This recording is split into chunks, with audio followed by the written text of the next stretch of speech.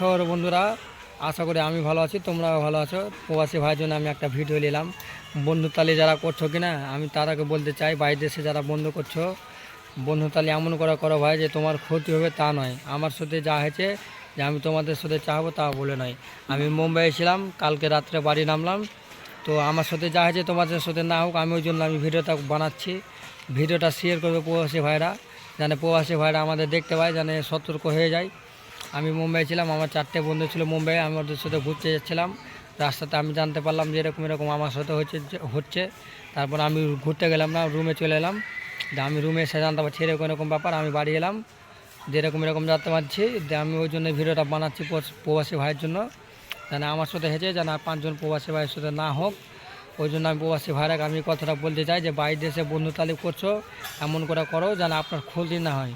গোপন কথা বলতে চাইবে না যে আমি অমুক দেশে, না তো তোমার এমন ক্ষতি করবে ভাই, বলার বাহিরে। আমার সাথে হচ্ছে আমি আল্লাহর রহমতে বেঁচে আছি, ওই জন্য আমি এই ভিডিওটা বানাতে পারছি।